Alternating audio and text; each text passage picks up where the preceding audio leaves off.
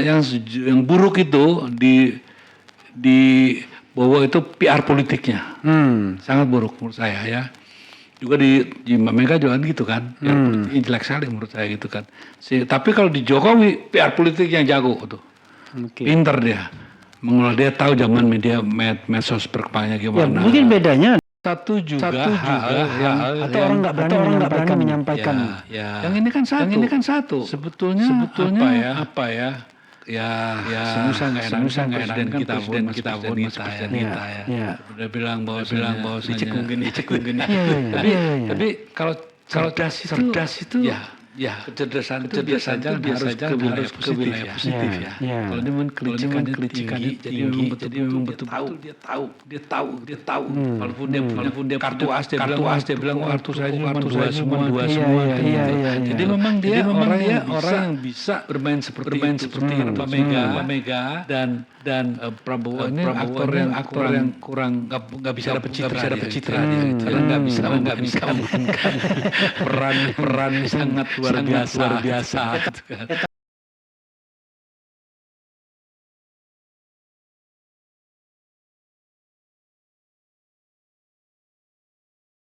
Halo, Assalamualaikum warahmatullahi wabarakatuh. Kembali lagi di channel Blog Global.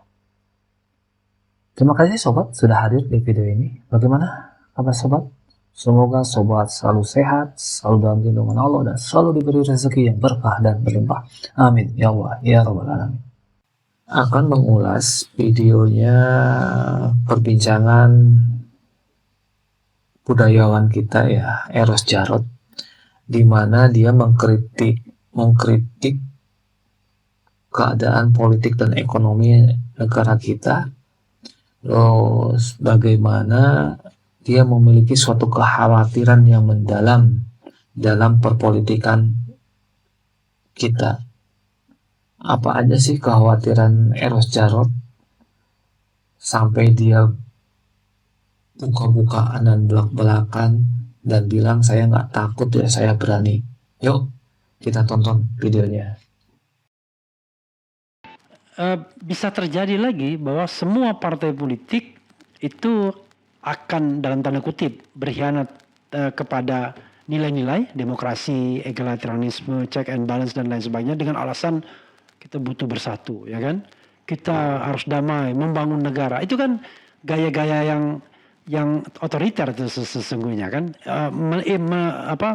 tidak mentolerir perbedaan misalnya. Kalau orang mengkritik, Anda tidak mau ikut membangun dan lain sebagainya. Kalau nggak mau membangun jangan ganggu kan gitu. Pergi aja ke luar negeri.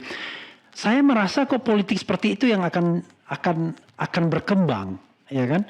Demi persatuan dalam tanda kutip, maka suara-suara oposisi, suara kritis ini akan terbungkam dan akan dibungkam begitu. Dan kita tidak ada pembelanya karena semua partai politik gabung dan pemerintahan. Ya, sejarah kan membuktikan. Ya.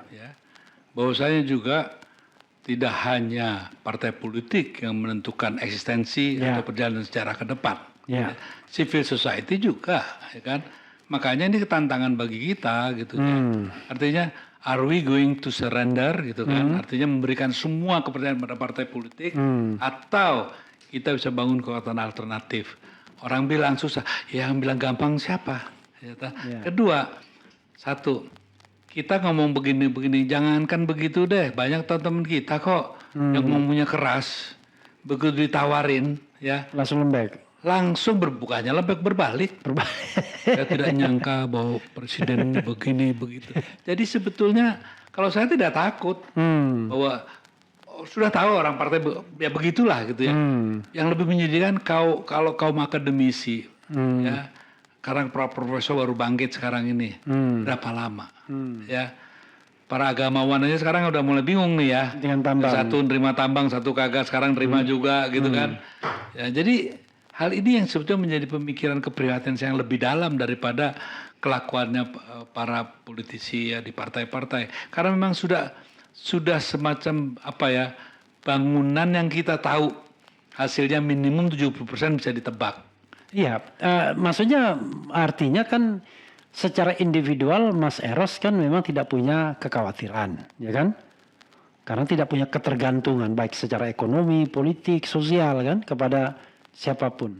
Tapi kan kita bicara tentang generasi ke depan yang barangkali masih bergantung secara ekonomi, negara ini baik atau enggak, ada kerjaan apa enggak, secara politik juga begitu, secara sosial juga bergantung kan. Kalau kita ngomong pribadi kan struggle, kita bisa struggle sendiri. Tapi kan banyak orang-orang yang tidak memiliki kemewahan Makanya itu. saya senang Anda nanya gini. Ya, Saya senang. Artinya kan Anda dengan pertanyaan ini Anda menyatakan sebetulnya ya, bahwa this country run by whom gitu kan. iya, iya. Bukan hanya Jokowi. Hmm, Orang nyari kerjaan kemana sih? iya.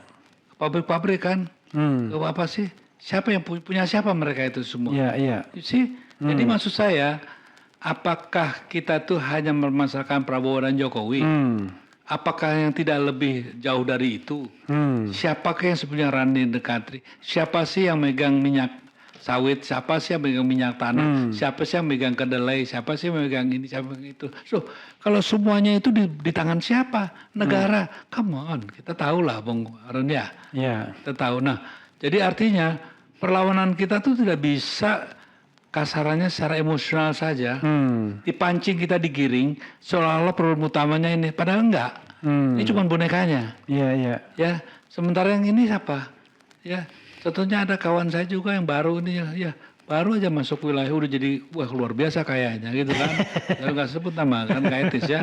Tapi begitulah dan mereka mengendalikan semua. Sekarang ini deh, emangnya harga beras semahal ini ya enggak lah. Enggak lah. Nah, apakah kedelai, apakah ini semua kita investigasi. Anda bayangkan kekuatan mereka seperti apa.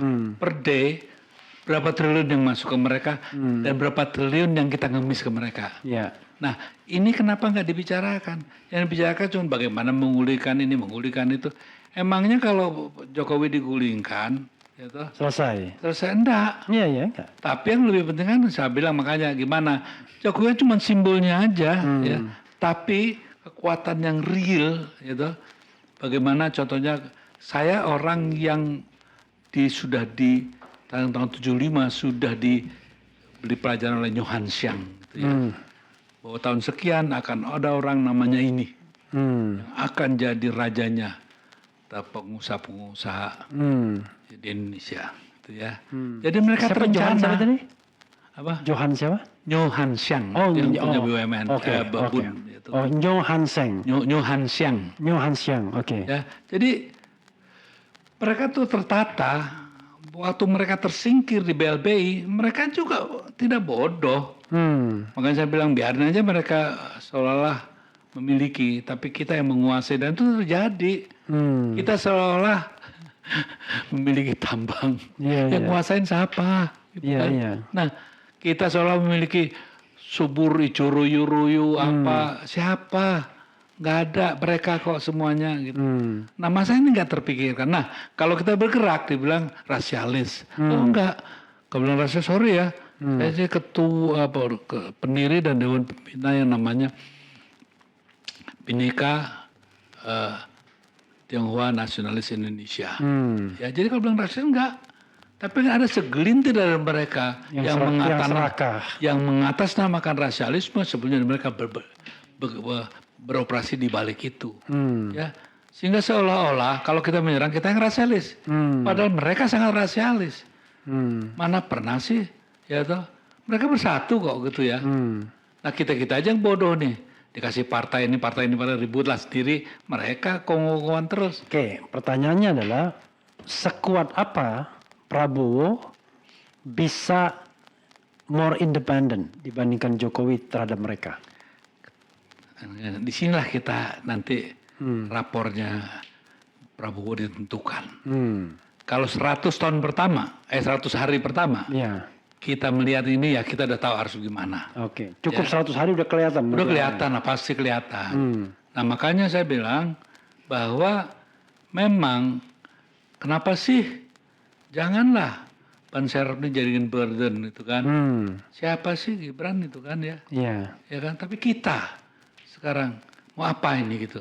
Kalau kita cuma memperolok-olok aja nggak selesai lah ini ya.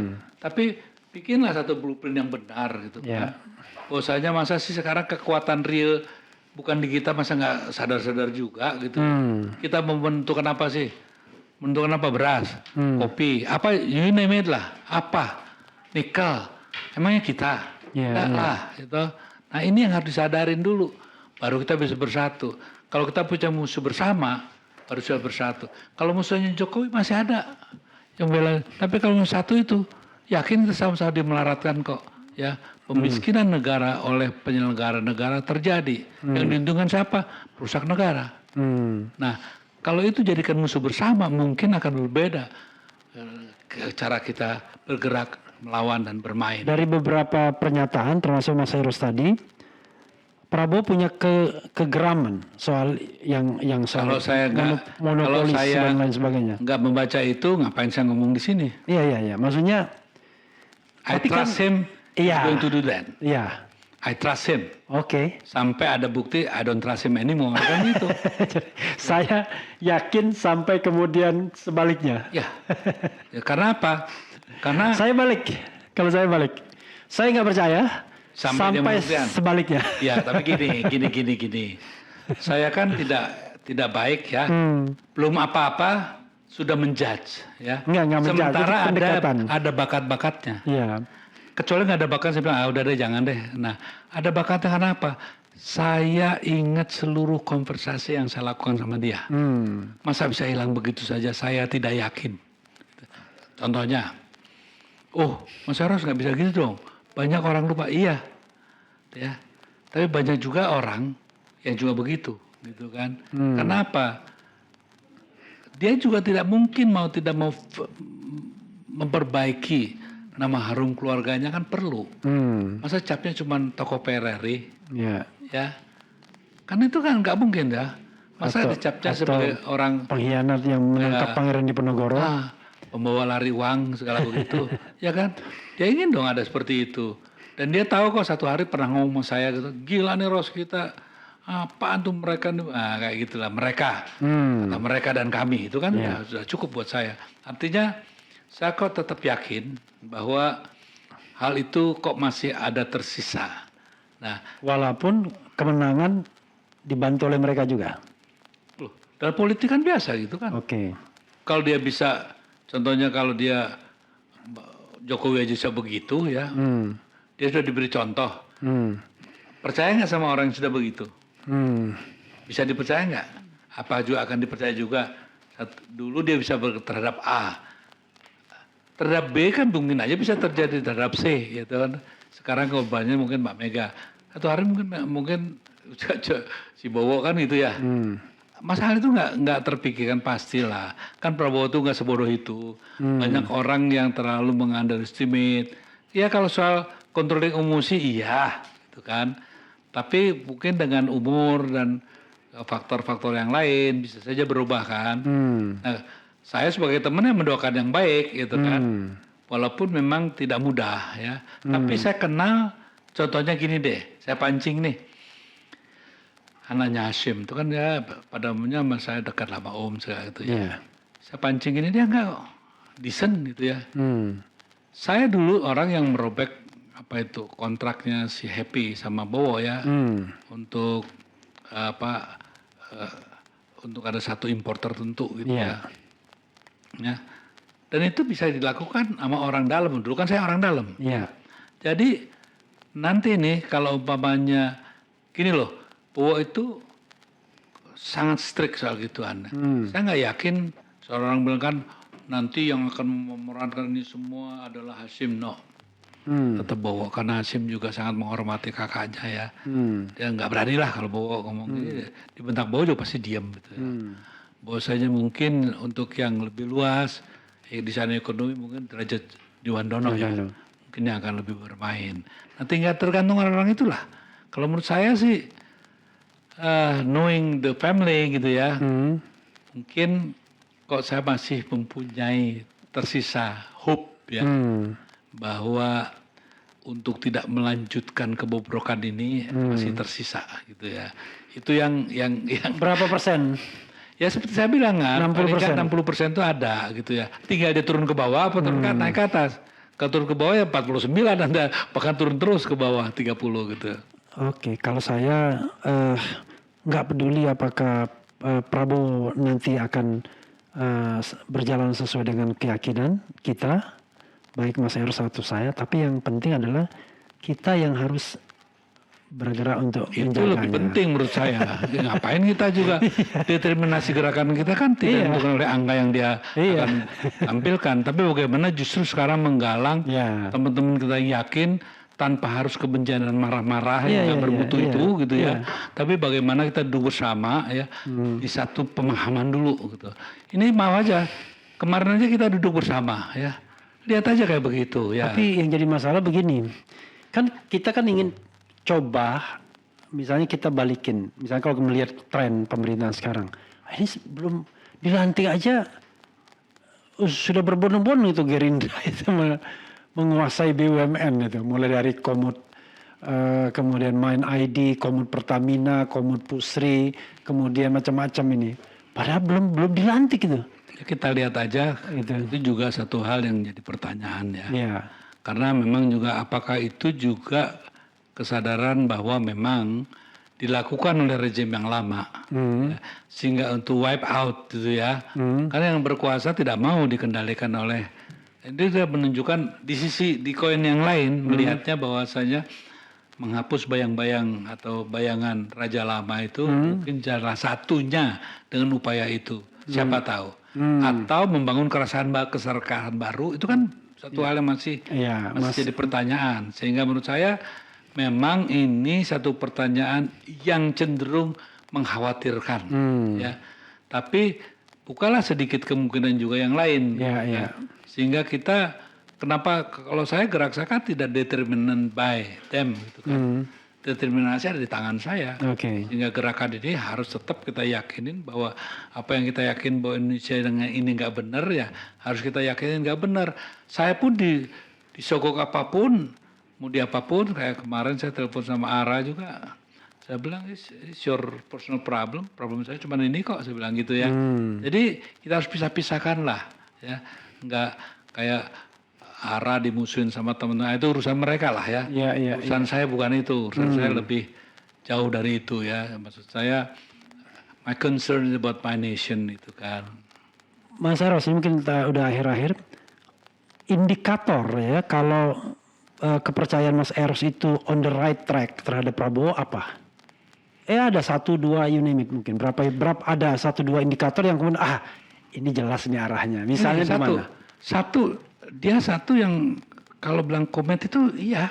Nggak, maksudnya tindakan yang bisa kita katakan sebagai sebuah indikator. Dari yang kecil-kecil aja. Dari yang kecil. Kalau yang besar kan dia di wilayah apa kan saya nggak ikutin tiap hari. Jadi nggak mungkin saya bisa ini kan. Karena hal-hal yang juga mungkin jadi catatan minus juga ada, ya kan. Tapi gini deh, kalau dia, saya ada teman datang mengatakan yang benar, dia betul-betul fight untuk itu. Jadi tidak cuman janji-janji harapan palsu itu enggak, dia lakukan betul. Itu yang saya tahu saya ya. Tapi yang memang juga jadi pertanyaan, kok kamu mau sih dikasih tugas untuk bikin sawah yang nggak benar itu, gitu ya. Itu kan ada hal-hal yang justru membuat kita masih jadi tadinya 80 turun 20 jadi 60 gitu ya. Belum sampai 40 saya gitu kan. Ya, belum sampai 40. Karena apa? Karena saya lihat kan surroundingnya. Ya. Keluarganya itu saya kenal betul ya. Tidak mengajarkan itu. Dan dia enggak juga malu kalau punya saudara seperti itu gitu kan. Saya sangat dekat dengan keluarganya. Bukan karena saya kuat jadi subjektifnya terpengaruh itu, enggak. Biasanya ada satu hal yang setelah Pilpres langsung ini adalah godaan untuk the second term of office, ya kan? Dan biasanya itu sudah dimulai di tahun pertama dia menjabat di periode pertama. Dia udah pikirkan itu dan biasanya semua lawan politik dia patahkan kakinya biar nanti the last tidak ada lawan politik. Saya kira Jokowi melakukan itu.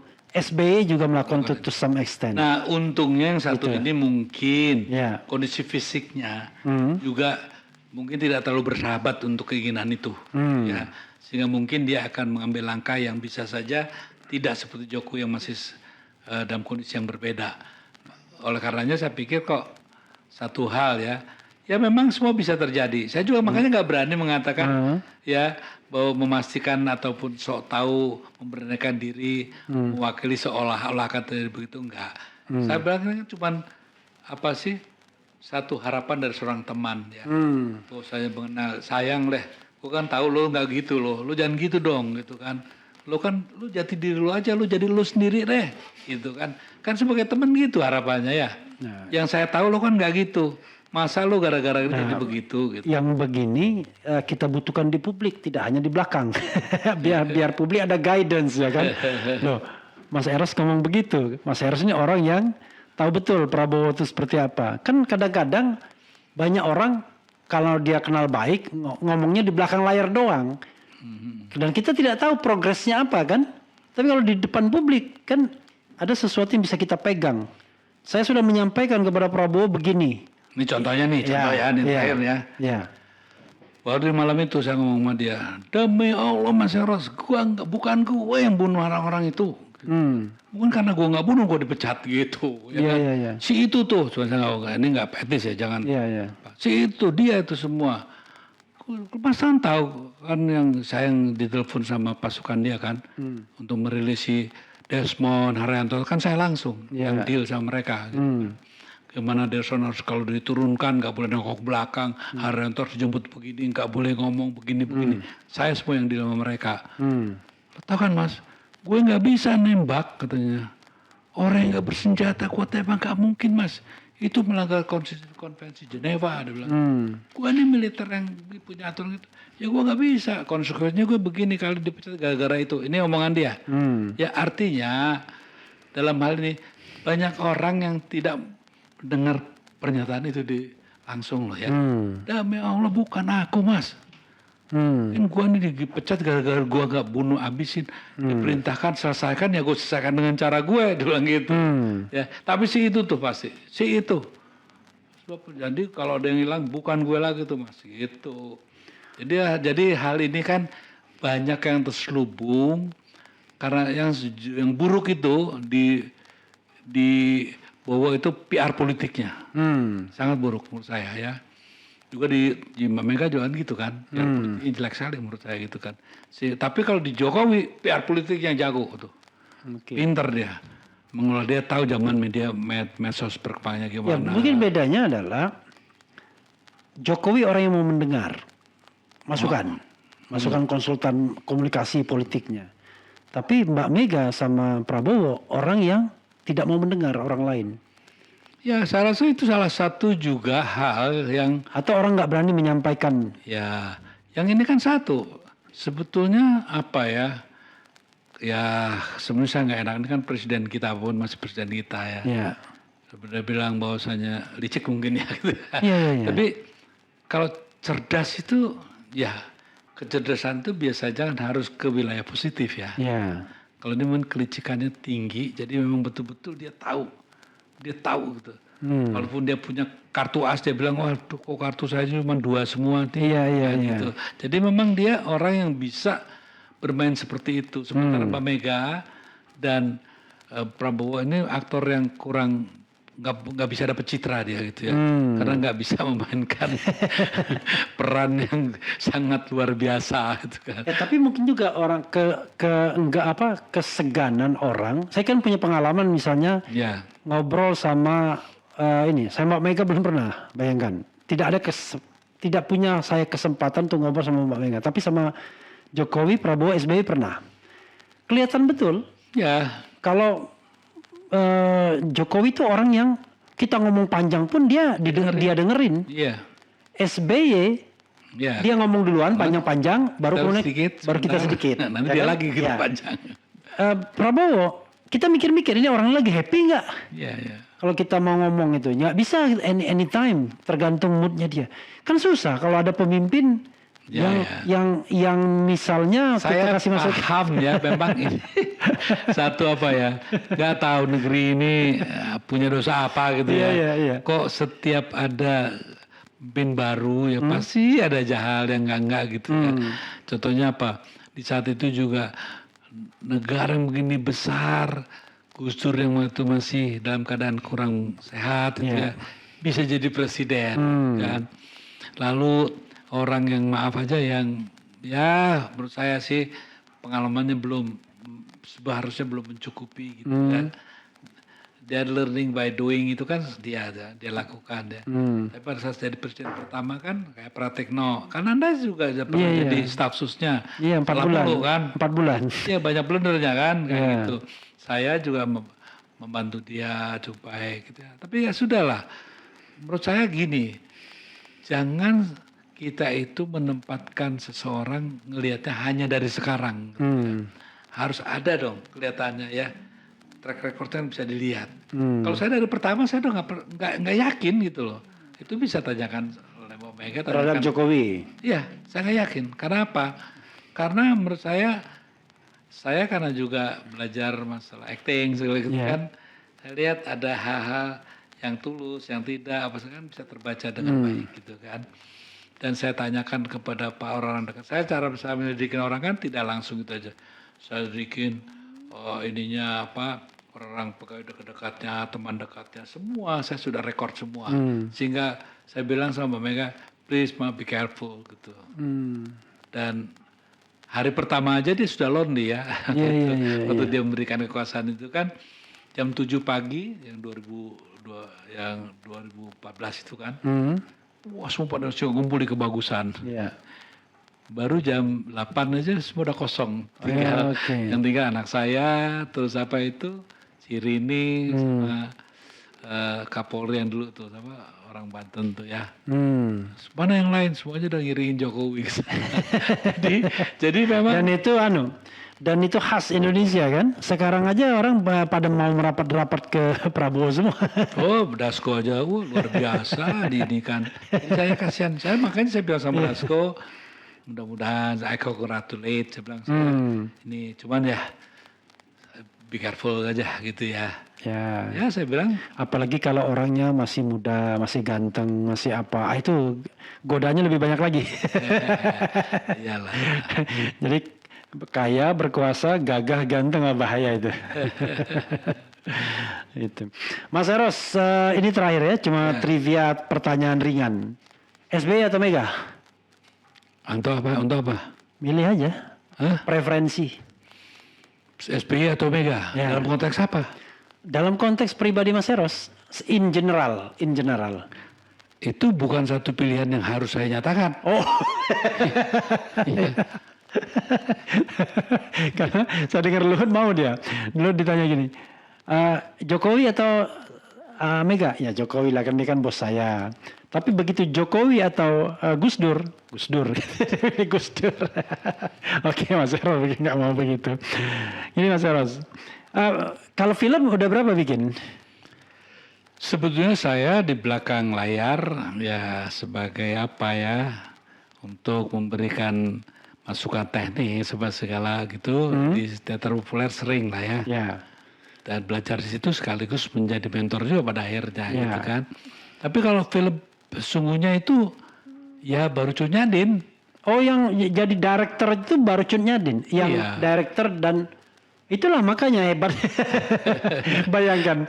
Ini pada waktu itu memang saya ragu-ragu tadi mengatakan saya takut salah.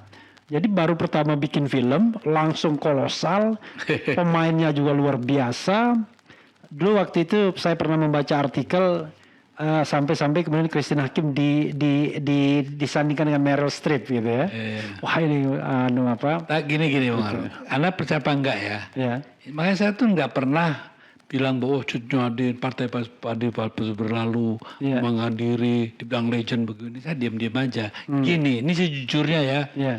Orang boleh nggak percaya, boleh nggak. Memang saya bukan kiai gitu. Orang yang sangat beragama bagus gitu ya. Nggak. Cuma satu. Saya tuh heran gitu. Saya kalau ada gitu saya cuma minta satu yang di atas. Makanya bos saya kan yang di atas. Iya. Dan itu kekuatan tuh datang. Dan saya gunakan use me gitu. God use me gitu. Saya selalu itu. Makanya waktu kenapa saya masalah badai pasti berlalu dicolong begini begitu saya diem aja gitu. Karena sebenarnya saya tuh tidak mau Begitu juga famous yang diberikan oleh Cut Nyaden, ya, sangat biasa-biasa aja. Di rumah saya tuh nggak ada tuh citra satu pun saya simpen gitu kan. Iya. Kenapa? Kayak menurut saya nggak mungkin sih. Saya umur saya waktu 26 ya. Dengan kata-kata yang segitu. Nggak mungkin kalau nggak dikasih dari di atas itu loh ya. Jadi seorang percaya apa enggak gitu. Kecuali Anda salah ya memilih Tuhan. Iya. Kalau saya minta apa aja insya Allah dikasih gitu. Insya Allah ya. Artinya waktu itu semua orang bilang. Di Aceh pun ya, setiap yang minta pasti mati. Nggak pernah bisa bikin film itu. Ya saya minta sama Tuhan ternyata diberikan. Saya nggak pernah yang namanya jadi pamret itu, nggak pernah. Tapi the power, ya I ask him, ya tuh, use me gitu kan. Dan terjadi. Jadi kalau saya sekarang suruh ulangin lagi nggak ngerti caranya gimana. Nah, ini kan ternyata jadi kayak tiban gitu ya. Nah, sehingga kadang-kadang saya sering malu sendiri. Saya datang ke sana dikira orang jago musik, saya malu gitu kan. Nah kalau saya merendahkan diri bilang katanya, wah tuh merendahkan diri biar meningkatkan mutu loh. Kayak gitu, kenyataannya begitu. Makanya saya nggak berani sombong. Kalau saya sombong saya takut nanti yang di atas. Oh gitu ya, oke, udah sekian aja buat kamu kan gitu. Nah makanya saya yakin melawan kekuatan besar pun waktu saya ngelawan Pak Harto banyak orang salah sangka. Ya, kenapa berani? Pas saya harus berani? Enggak. Karena saya terlalu takut sama yang di atas. Ya karena kalau rumah masa depan itu berarti bukan Mas Eros ya, saudaranya? Bukan, tapi produsennya. Bukan. Produsernya. Bukan rumah masa depan, bukan. Langitku rumahku, sorry. Iya, itu produsernya dan saya juga sebagai orang yang inilah mimpin di belakang juga gitu tapi ya. Formal sutradaranya bukan Mas Eros. Bukan, Mas Slamet. Oh, Mas Slamet. Saya yang ikut untuk memfasilitasi to rewriting gitu ya. Jadi maksud saya gini, hubungan saya sama Mas Slamet kan begitu dekat ya. Mudah-mudahan disertai oleh juga para pemimpin kita ya. Yang ribut lah. PGP sekarang entah saudara kok ribut aja gitu ya. Di keluarga Bung Karno juga ribut aja. Ya sudah lah. Nah ternyata dengan hubungan yang indah itu kita bisa melakukan hal yang positif gitu ya. Kayak membuahkan hasil. Kayak Mas Slamet juga bantu saya di Sunyadin gitu kan ya. Membantu saya di waktu bikin badai walaupun tidak secara langsung. Tapi kan contohnya gimana kita ngobrol, kita apa. Sehingga saya kok merasa ya bahwasanya saya dikasih apapun, tugas apapun saya yain aja gitu. Karena saya tahu saya punya sahabat yang luar biasa nih, teman yang luar biasa. Karena orang nggak percaya sih ya. Makanya saya nggak berani berketurunan tuh paling saya nggak berani gitu ya. Kalau agama mungkin masih bisa kita perdebatkan. Tapi berketuhanan buat saya mutlak gitu ya. Karena itulah satu-satunya yang sampai hari ini membuat saya mengambil sikap yang menurut saya benar. Dan kalau saya berani, dibilang orang berani Pak Harto, siapa yang berani Pak Harto? Enggak. Karena saya terlalu cinta Indonesia dan karena takut sama yang di atas, makanya saya berani gitu. Kalau lagu berapa Mas yang diciptakan? Banyak. Ada 100-an kali. Wah, kalau ini banyak, ratusan. Banyak. Cuman kan saya. Tapi Mas Eros, tapi kayaknya ada lagu Chrisye yang Merpati apa? Putih. Ya. Merpati Putih Mas Eros kan? Iya. Jadi gini lah, seluruh lagu yang saya sama Yogi itu pasti saya liriknya. Ya, pasti saya juga dominan 70% lagunya. Sama Yogi S. Prayogo apa? Yogi S. Suryo Prayogo. Ya. Itu kalau bertiga itu pasti gitu. Jadi sama siapapun saya pasti yang dominan. Liriknya tuh saya pasti. Dan lagunya pasti minimum 70% pasti saya gitu. Kecuali ada satu Merapi Alam. Itu mungkin ya 60% Chrisye lah ya. Saya 40%-nya karena belum jadi gitu kan. Dia baru pertama kali belajar bikin lagu gitu ya. Jadi ya ginilah yang saya ingin titipkan kepada teman-teman ya. Janganlah merasa sombong gitu ya. Jadi pencipta, begitu juga para politisi gitu ya. Coba kalau saya merasa bahagia karena sampai hari ini kok saya masih tolong terus sama dia. Bapak saya gak punya apa-apa gitu. I only have him. Him tuh.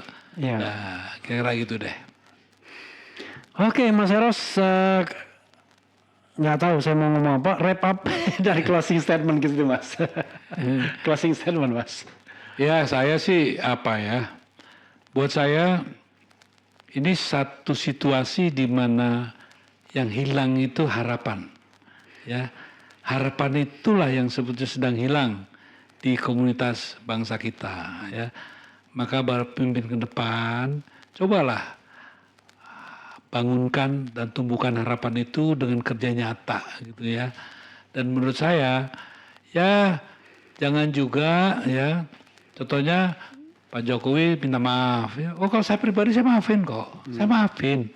Tapi nah dalam konteks pertanggungjawaban sebagai kepala negara dengan beberapa keputusan politik dan langkah-langkah politik yang diambil, kan nggak mungkin saya bisa memaafkan begitu aja gitu kan. Emang siapa saya? Harus ada pertanggungjawabannya. Saya minta juga tolong pikirkan kembali gitu ya. Masalah contohnya apakah layak ya seperti PIK 2 yang sudah begitu udah punya siapa itu ya dan juga BSD gitu diberikan apa saat PSN ya PSN yang menurut saya perlu dipikirkan kita bersama. Mudah-mudahan Pak Prabowo bisa mengambil keputusan yang lebih bijak. Menganulir itu bukan tindakan yang sifatnya mengkhianati, tapi justru menyelamatkan bisa juga. Apalagi masalah IKN gitu ya.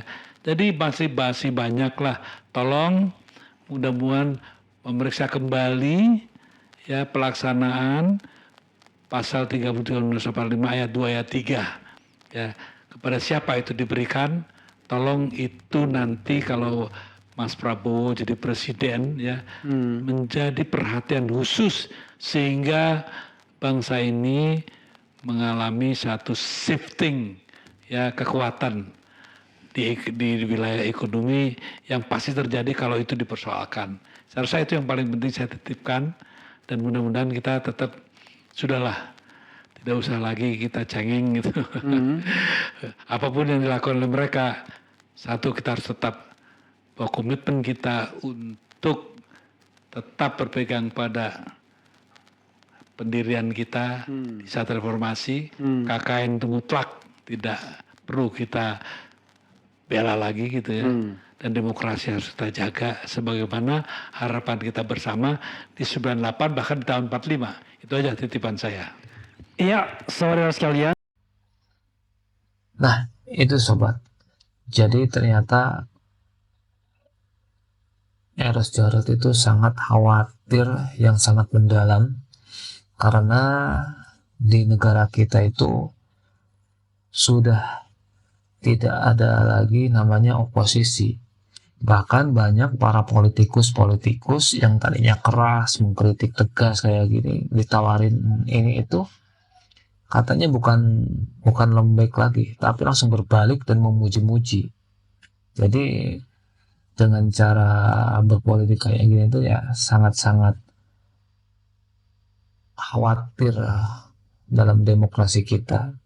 Bahkan Eros Jarod bilang kekhawatirannya tentang kepemimpinan dan pergeseran kekuasaan gitu. Jadi bagaimana Pak Prabowo itu menghapus pengaruh rejim sebelumnya dan membangun kekuasaan baru. Karena ya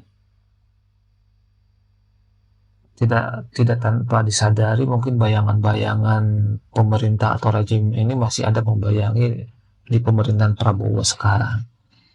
Dan Eros Jarod juga mengkritik terhadap pemimpin di mana Pak Prabowo itu memiliki PR politik yang buruk dan tidak selalu terbuka untuk masukan. Namun ada harapan ia bisa membawa perubahan positif, mengambil keputusan yang lebih berimbang. Dan Eros Jarod juga menekankan refleksi dan nilai pribadi. Jadi untuk menghadapi tantangan politik meskipun ada tekanan besar, penting untuk tetap setia pada prinsip reformasi dan memberantas korupsi, kolusi, dan nepotisme dan menjaga demokrasi. Itu. Jadi video ini mengingatkan semua pihak untuk mencari kesamaan dalam hal penting, yaitu demokrasi, anti korupsi, harapan yang ditujukan agar bangsa ini dapat berprogres tanpa kehilangan arah.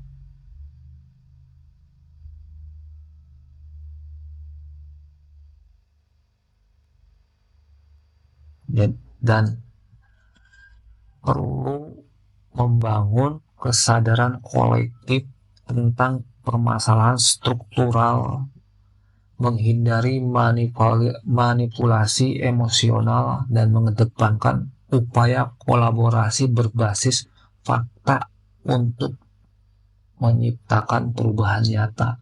Nah, itu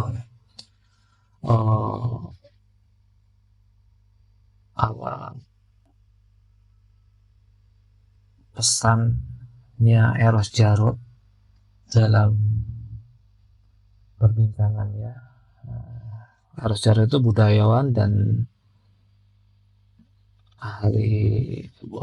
pernah mantan politisi juga ya, gitu. Jadi apa yang diomongkan, apa yang dibicarakan itu hasil dari idealismenya dia, gitu. Gimana menurut sobat? Yuk tanggapi di kolom komentar. Terima kasih sudah menonton.